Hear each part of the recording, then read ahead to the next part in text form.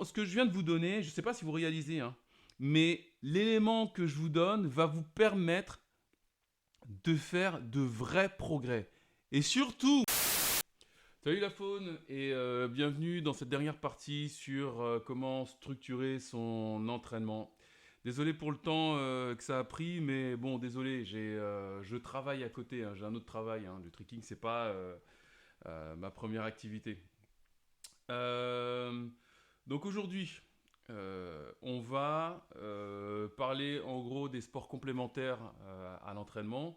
Qu'est-ce qui va vous être utile? Je vais vous parler d'un point super important de l'entraînement. Ça va vous permettre de changer vraiment la façon dont vous exécutez vos figures. Euh, et ensuite, un petit point rapide sur la carrière. Et donc, euh, en complément sportif, je ne vais pas passer beaucoup de temps dessus. Hein, et en fait, il faudrait carrément que je fasse une vraie vidéo sur ces compléments sportifs. Vous avez le choix entre plusieurs activités et votre choix va se baser sur plusieurs critères. Le premier critère, ça va être le critère investissement. Combien ça va vous coûter en matériel et combien ça va vous coûter en abonnement, par exemple. Donc ça, c'est la première chose. Puis en quoi ça va compléter votre pratique. Donc ça, c'est vraiment les deux critères qui vont être super importants. Ce que j'ai fait pour faciliter le travail, c'est que j'ai noté avec des étoiles simplement ces activités. Hein. Donc vous avez la corde à sauter, vélo, natation, etc. etc. Et ce que je vais faire, c'est que je vais justifier rapidement pour certaines activités pourquoi j'ai mis cette note-là. Alors, en fait, on va commencer par la corde à sauter. J'ai mis une étoile. La corde à sauter, c'est une bonne activité lorsqu'on débute pour pouvoir apprendre à se coordonner. Mais en complément du tricking, c'est pas forcément la meilleure des activités. Disons que si on fait de la corde à sauter, parce que moi j'en fais, ben en fait il ne faut pas en abuser. Parce que vous êtes déjà dans un sport, le tricking, où vos articulations sont mises à rude épreuve.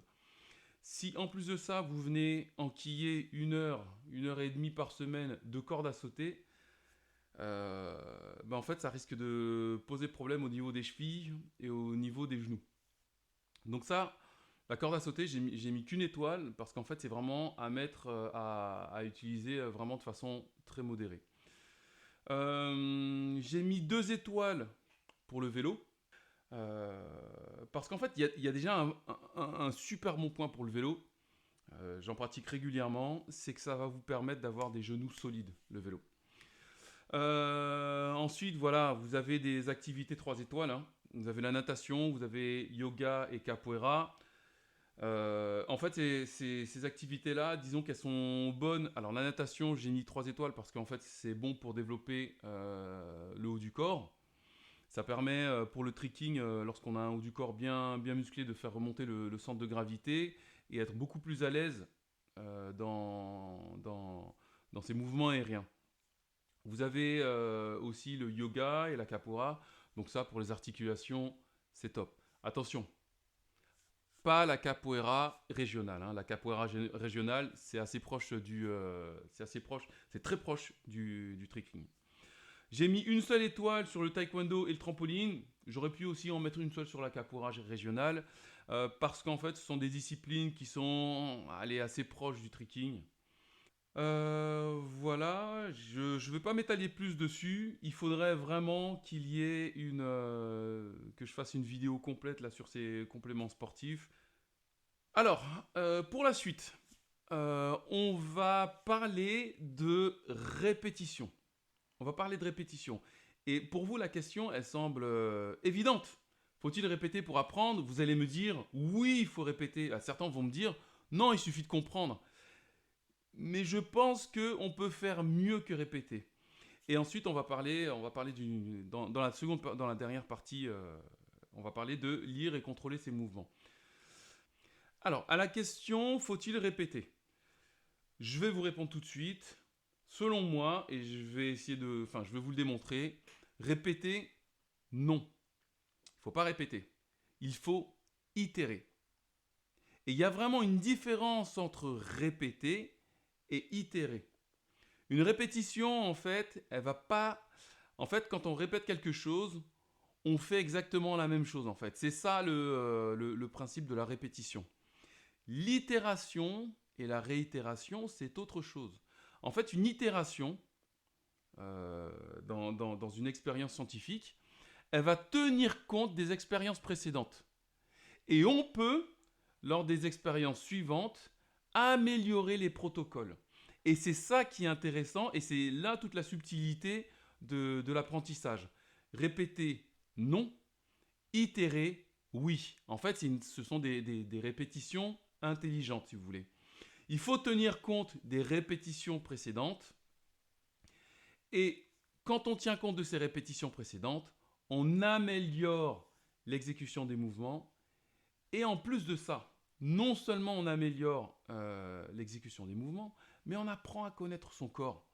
On a une meilleure perception du corps en mouvement. Alors non seulement il y a les itérations, mais je vais vous parler aussi d'autre chose qui va vous permettre de mieux comprendre comment votre corps fonctionne.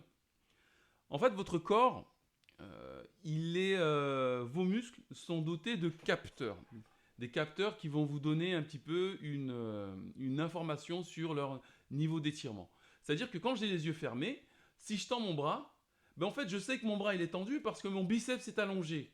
Et mon biceps, il va envoyer un signal à mon cerveau en disant « Tiens, je suis allongé, le triceps est raccourci, mon bras est tendu. » Vous voyez ?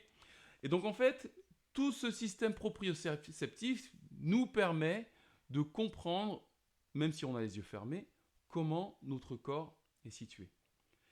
Aujourd'hui, nous avons non seulement ce système, ces capteurs de Golgi, mais en plus de ça, vous avez la possibilité de vous entraîner en 25, 50 ou 120 FPS. Donc l'idée, en fait, c'est d'utiliser son téléphone.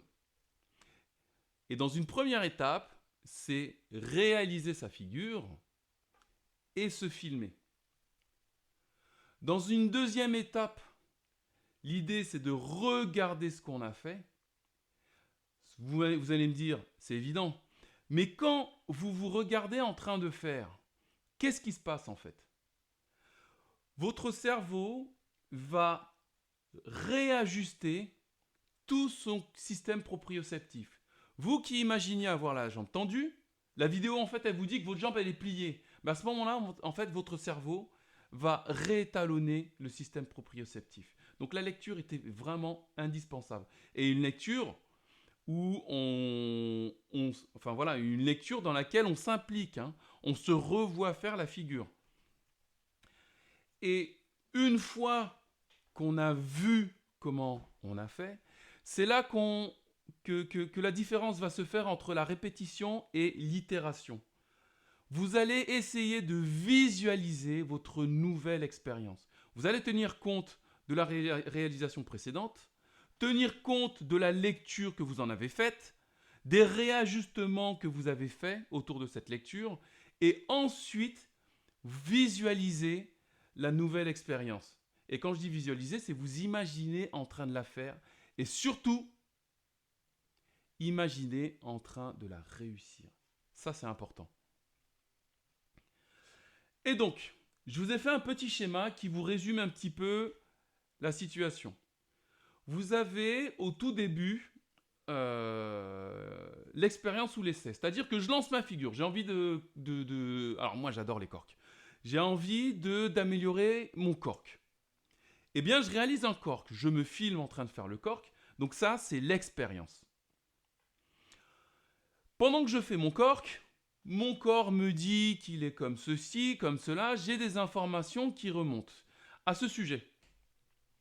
Lorsque vous lancez votre accro, ne vous laissez pas déconcentrer les 10 secondes qui suivent, les 10-20 secondes qui suivent votre réalisation.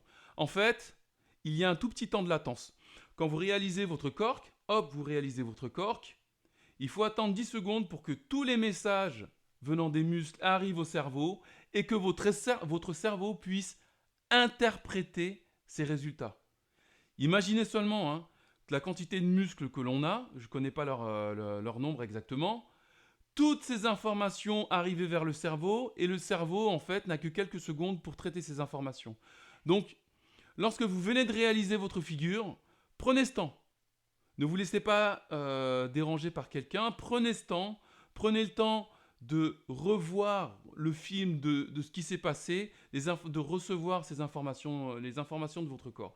Donc c'est ce que j'ai mis je l'ai noté dans le schéma comme ceci, relevé d'informations proprioceptives. Et non seulement il y a votre corps qui va faire ces relevés proprioceptifs, mais en plus il y a il est où le mien? Votre téléphone. Votre téléphone va faire ses relevés proprioceptifs. Ensuite, vous allez vous regarder, et pendant que vous allez vous regarder, il y a cette phase d'étalonnage. En fait, ce qui se passe, c'est que votre cerveau met à jour vos logiciels de mouvement. Une fois que ces logiciels de mouvement sont mis à jour par la vidéo, bon, en gros, vous avez reçu votre grosse claque de réalité. La jambe vous pensiez que votre jambe était tendue, finalement elle est pliée. Vous pensez que vous étiez bien à la verticale avec la tête en bas, finalement vous êtes à l'horizontale. Là, vous avez reçu une grosse claque.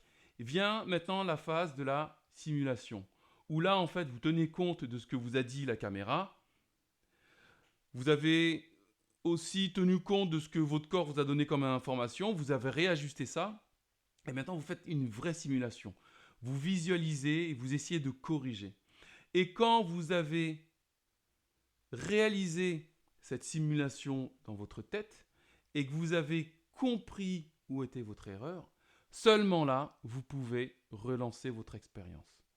Et ça, vous voyez, ce cercle, c'est un cercle d'apprentissage que vous pouvez utiliser non seulement dans le tricking, mais dans n'importe quel sport où vous avez besoin dans n'importe quel sport où vous avez des gestes techniques, mais vraiment très techniques. L'haltérophilie par exemple, très simple, vous devez soulever une barre, filmez-vous. Vous avez des mouvements, vous avez des dribbles à travailler au basket, filmez-vous. Vous voulez apprendre un pas de danse, très bien, vous avez le miroir, mais le miroir, vous vous voyez de face, et puis votre cerveau, en fait, il sait comment vous bougez, il ajuste les choses. Filmez-vous. C'est vraiment ce que je viens de vous donner, je ne sais pas si vous réalisez, hein, mais l'élément que je vous donne va vous permettre de faire de vrais progrès.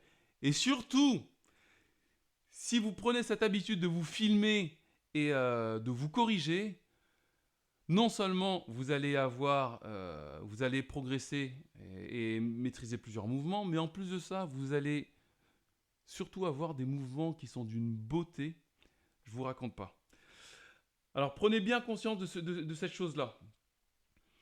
Si on veut faire un résumé, en fait, si on veut faire un résumé de l'utilisation du téléphone, un téléphone, c'est pas simplement un truc qui sert à filmer, qui est extérieur à vous en fait. Je sais pas, quand vous prenez un marteau ou quand vous prenez un tournevis pour visser, quand vous prenez un outil, en fait cet outil, ce dont vous devez être conscient, c'est que cet outil devient une extension de votre corps. C'est-à-dire qu'en fait, quand vous utilisez un tournevis pour visser un objet, en fait, à un moment donné, vous ne vous dites plus qu'en fait le tournevis il est dans votre main et que non, en fait le tournevis en fait fait partie de vous en fait. C'est ça la force d'un outil. Et donc le téléphone, ce n'est pas simplement de toute façon on traîne tout le temps avec, comme ça sert de réveil, il est souvent à côté de notre lit, on est tout le temps avec. En fait le téléphone et son appareil photo, c'est une extension de notre système proprioceptif. C'est une extension de notre système proprioceptif. Notez bien ça. C'est une chose vraiment très importante que je viens de vous dire. Prenez-en conscience et c'est quelque chose qui va vous permettre de vraiment faire de vrais progrès pendant votre entraînement. Allez, on passe à la suite. Il est vraiment important que chacune de vos progressions soit mise sur un calepin. Chacune de vos découvertes soit notée. Et ne vous mettez pas la pression au début avec votre carnet. N'essayez pas de faire des plans sur la comète. N'essayez pas de planifier point par point ce que vous allez faire. Vous pouvez, si vous voulez, juste marquer la date et marquer une ou deux intentions. Déjà, c'est une première chose. Vous voyez? Ensuite, par contre, ce qui va être important, c'est que pour prendre justement cette bonne habitude de noter ses progrès, c'est que les premiers entraînements, à la fin de l'entraînement, vous prenez 5-10 minutes, toutes les découvertes que vous avez faites, prenez le temps de les noter sur ce calepin. Qu'est-ce qui va se passer quand vous allez noter ces choses-là? En fait, vous allez repenser à ce que vous avez fait pendant la séance et surtout, comme vous n'êtes plus dans la pression de réaliser la figure, comme vous êtes à un moment où vous êtes calme, peut-être que vous êtes en train de manger pendant que vous pendant que vous mettez ça sur papier. En fait, vous allez à ce moment-là structurer ce que vous avez compris. Et la structuration de ce que vous avez compris, c'est le premier pas vers la planification d'un entraînement. Donc ne vous foutez pas la pression, ne vous mettez absolument pas la pression sur le contenu de ce carnet. Prenez un carnet, mettez la date, mettez une ou deux intentions pendant l'entraînement et surtout après l'entraînement, notez ce que vous avez compris. Bon, ça c'est une chose. Maintenant on va passer au point sur la carrière. Bon, je suis désolé, je ne suis pas bon pour les, pour les transitions. Et point sur la carrière risque de faire un petit peu débat parce que en fait on voit souvent en ce moment là avec Instagram, avec les réseaux sociaux, on voit beaucoup de témoignages de personnes qui ont 40, 50, 60, 70 ans qui sont encore bons physiquement. Mais la réalité, c'est que ces personnes-là sont quand même assez rares. C'est quand même assez rare. Vous allez vous rendre compte que plus vous allez avancer dans le temps, plus les personnes, si vous êtes sportif, si vous êtes sportif et que vous maintenez votre niveau d'entraînement, vous allez vous rendre compte que les gens autour de vous, en fait, prendront pas toutes ces précautions-là. C'est-à-dire qu'ils vont commencer à avoir mal au dos plus tôt, ils vont pas avoir les bons réflexes. Et vous allez peut-être même à un moment vous retrouver tout seul à votre âge à savoir faire telle ou telle chose. Sachez que voilà, il faut absolument pas vous mettre la pression lorsque vous ne réussissez plus à faire un truc parce que c'est juste l'âge. Et alors moi je le ressens, maintenant j'ai 43 ans, il y a des figures, je ne peux plus les réaliser.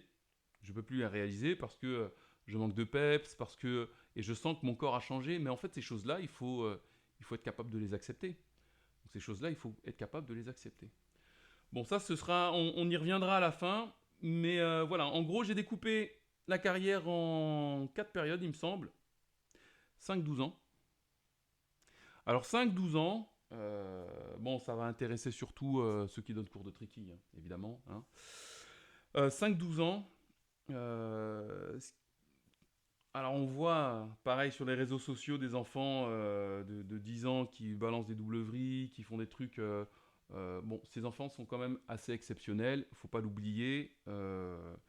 Entre 5 et 12 ans, ce qu'on voit, c'est de la coordination. Et quand je dis de la coordination, le travail de coordination, c'est non seulement la coordination entre les membres, mais aussi la coordination pour le gainage articulaire. En fait, il faut que les genoux soient au taquet. Donc en fait, de la course avec du changement de direction, de la quadrupédie pour comprendre le contact avec le sol, comprendre ce que ça fait, comprendre ses sensations, les roulades, toutes les parades. Donc ces choses-là, on les voit entre 5 et 12 ans. Entre 5 et 12 ans, on voit les roues aussi. On voit la mécanique pour la roue. On peut aussi voir... On voit les coups de pied. On voit les premiers coups de pied. On voit les premiers coups de pied sautés. Ce qu'il y a, c'est qu'entre 5 et 12 ans, la plupart des enfants en fait n'ont pas l'expérience suffisante, l'expérience sportive, n'ont pas l'expérience athlétique suffisante pour se repérer dans l'espace. Donc c'est vraiment pour ça que cette phase où on travaille justement la coordination est vraiment ultra importante. Ça permettra de développer euh, toutes ces qualités qui vont permettre de faire un bon athlète plus tard. Donc là, on fait vraiment du global, 5-12 ans. On ne se prend pas trop la tête sur le tricking, c'est vraiment de la découverte. Ensuite, on commence à rentrer dans les choses sérieuses, 13-19. Alors pourquoi 12-13, pourquoi ces eaux-là? En fait, bon, ça dépend des gens. Hein. Parce qu'en fait, là, il y a l'adolescence et il y a les hormones qui arrivent. Alors chez les garçons, montée du taux de testostérone, la carrure se développe. Là, on peut commencer à taper dans le dur. Hein. Là, on peut commencer à taper dans le dur, on peut commencer à travailler les saltos, les roues sans les mains, toutes ces choses-là. On continue toujours la coordination. Hein. Parce qu'en fait, ce qui se passe, c'est qu'il aura pris l'habitude de fonctionner avec un corps tout léger qui mesure 1,50 m. Et puis arrivé à 14-15 ans, voire 17 ans, ben, en fait, ce sera entre 1,70 m et 1,80 m. Quoi. Donc on continue toujours les exercices de coordination, mais voilà, on peut vraiment commencer à rentrer dans le tricking et apprendre les choses. À 19 ans, on commence à avoir de l'expérience. Hein. Entre 20 et 30 ans, on a deux objectifs généralement. On a deux objectifs. Le premier objectif, c'est de continuer à s'enrichir. C'est continuer à s'enrichir, c'est être un collectionneur en quelque sorte. Hein. Je vous ai parlé des profils, je vous recommande la toute première vidéo si vous ne l'avez pas vue. Donc courez vite, vous faites pause, vous regardez la première vidéo où je vous explique un peu quels sont les différents les archétypes de tricksters.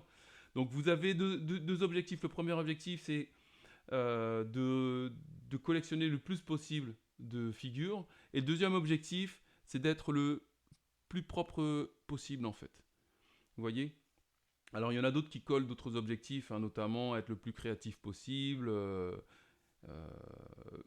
Mais globalement, ce qu'on rajoute en plus à 20-30 ans, c'est plus de technicité. En fait, c'est de montrer aux autres lors d'un battle qu'on a de l'expérience. En fait, c'est ça. C'est ça le truc. Donc ça, cette période-là, elle va jusqu'à 30 ans. Bon, on peut aller jusqu'à 30, 32, 33, 34. Et puis après, il y a un petit tournant. Hein. Faut savoir que chez les garçons, le taux de testostérone, il descend à partir de la trentaine. Donc du coup, bah ouais, les entraînements sont... Enfin, la récup entre les entraînements sera de plus en plus difficile. Et bon, ça se passe pas du jour au lendemain. Hein. Vous voyez, il y a un plateau, et puis ça redescend progressivement. La bonne chose à faire lorsqu'on sent les 30, entre 30 et 35, c'est commencer à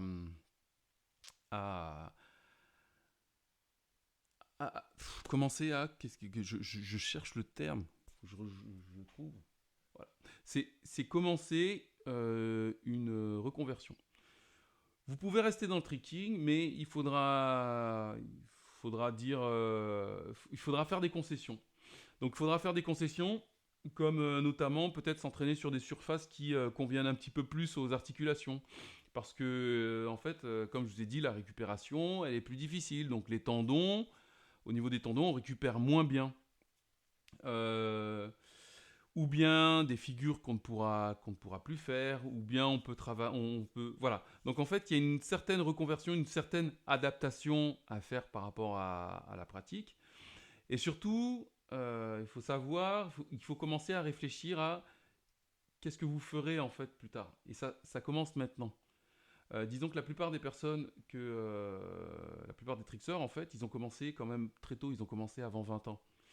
Et admettons que la personne ait commencé vers 15 ans. 15 ans jusqu'à 35 ans, ça fait une très longue carrière. Ça fait 20 ans. Ça fait 20 ans de carrière. Et je comprends que lâcher ça, c'est difficile. Mais c'est une chose à laquelle, en fait, il faut penser. C'est une chose à laquelle il faut penser si vous ne voulez pas faire un burn-out, si vous ne voulez pas vous remettre en question, si vous ne voulez pas faire une crise de la quarantaine. C'est une chose à laquelle il faut penser. Donc, est-ce que votre idée, c'est de continuer à pratiquer de façon toute simple dans votre coin? Est-ce que votre idée, c'est de continuer à socialiser grâce au tricking? À ce moment-là, comment on fait? Posez-vous vraiment toutes ces questions-là si vous avez entre 30 et 40 ans. Posez-vous ces questions-là. Qu'est-ce que vous recherchez vraiment dans le tricking? Et si vous ne pouviez plus pratiquer, qu'est-ce que vous feriez en fait? Ça, c'est vraiment une question qu'il faut vous poser. Il ne faut pas la fuir. Il ne faut pas faire un déni de cette question. Il faut réellement vous la poser, cette question. Est-ce que vous désireriez transmettre Qu'est-ce qui vous plaît dans la discipline? Rien que de répondre à cette question-là, ça va vous mettre déjà sur des pistes. Voilà. Il me semble que j'ai parlé un peu vite sur cette conférence. Hein. Si vous avez des questions, n'hésitez pas à les poser en commentaire. Alors là encore, j'ai toujours des petits trucs à vous proposer. On m'a voilà donc il y a eu un commentaire la première fois qui m'a sur la première conférence qui m'avait dit que c'était chouette l'idée des archétypes. Ben, je suis allé à fond dans ce délire et ben, j'ai réalisé un test de personnalité. Donc je vais vous mettre ce lien de test de personnalité et vous allez me dire quel archétype vous êtes. Alors c'est une version bêta. Hein. Il est possible qu'il y ait encore des bugs. Hein. Je suis pas extra bon, enfin super bon en programmation. Mais bon, ça va vous permettre de faire un peu la lumière sur qui vous êtes et peut-être ce qui vous manque. Donc n'hésitez pas à cliquer sur le lien que je vais mettre en description voilà, et de réaliser ce test de personnalité. Et mettez-moi en commentaire quel est votre profil. Voilà. Sinon, si vous avez toujours besoin d'aide, vous débutez au tricking, vous avez besoin d'aide, vous avez besoin d'un parcours pédagogique, vous avez besoin de faire un peu de préparation physique autour du tricking, je vous mets un lien juste en dessous. Je vous offre un e-book gratuit sur lequel vous allez avoir des exercices, mais vraiment de base pour se remettre en forme. En dehors de ça, si vous avez déjà la forme, vous me posez directement vos questions dans le petit formulaire en me donnant un petit peu votre niveau de pratique et de quel type d'aide vous auriez besoin. Est-ce que vous avez besoin d'aide sur la réalisation d'un tricks? Est-ce que vous aimeriez tout simplement avoir un tips? Par exemple, j'ai envie d'avoir les jambes un petit peu plus tendues. Ou bien j'ai beaucoup de détente mais j'arrive pas à utiliser ma détente, ou bien au contraire j'ai pas beaucoup de détente mais je suis très technique, j'aimerais bien avoir un peu plus de détente. Donc tout ça vous me le dites et puis je tâcherai de vous aider du mieux que je peux. Donc comme vous avez deviné, hein, moi je suis dans la 4e tranche du point sur la carrière, hein. Je suis en train de me reconvertir, hein. Et je trouve que cette reconversion, elle est plutôt pas mal. En tout cas, moi, je me fais bien plaisir. Donc, n'hésitez pas, ce sera avec plaisir que je répondrai à vos questions. Si vous avez des idées de sujets à aborder, n'hésitez surtout pas. Pareil, vous les mettez en commentaire. Ça fait beaucoup de choses pour une introduction. Donc là, je vais vite clôturer. Passez une belle après-midi, passez une belle journée, passez une belle soirée, tout dépend de l'heure à laquelle vous allez regarder ceci. Et puis, on se revoit bientôt pour une autre conférence. Il faudra attendre peut-être un petit moment. Allez, ciao, ciao la faune.